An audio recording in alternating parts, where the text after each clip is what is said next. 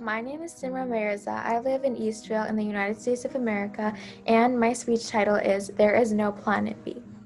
So, 150,000. 5 million. What do I mean?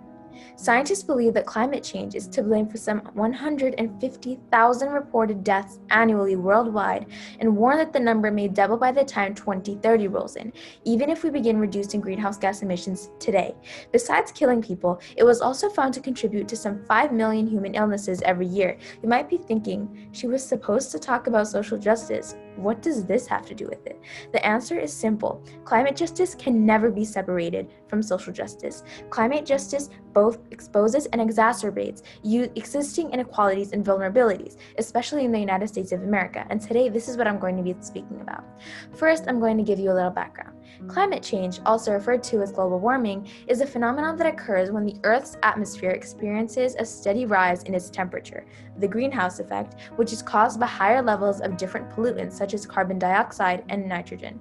However, it does not affect everyone equally.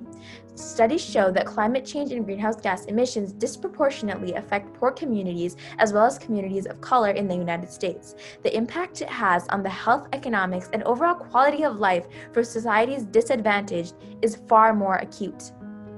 For example, African Americans situated in LA are thought to be twice as likely to die compared to others in Los Angeles when hit by a heat wave. Segregated in the inner city, this group of people is more susceptible to the heat island effect, in which temperatures are intensified by the asphalt and concrete. Yet, African Americans are unlikely to possess ACs or vehicles.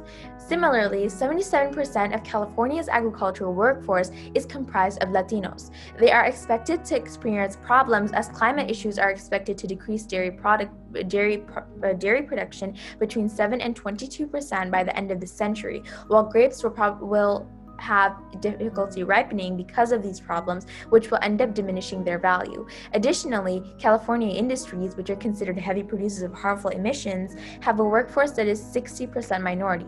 Any potential plan to combat global warming which fails in transitioning these laborers to environmentally safe or green positions would threaten to enlarge the racial economic divide. People of color and the destitute already inhale more polluted air compared to everyday Americans.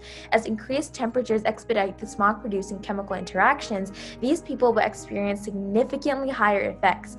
In particular pockets of America, disease-causing air pollution remains high, especially in those where many low-income and Black people live.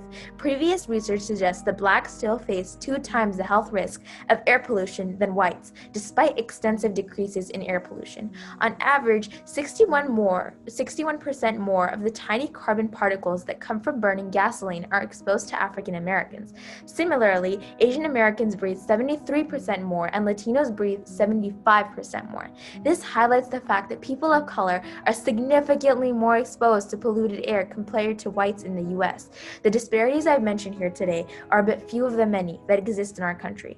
It is imperative that we, as American people, or simply people in general, take action and let the perpetrators of these problems know that we are on to them and will not stop until justice is served.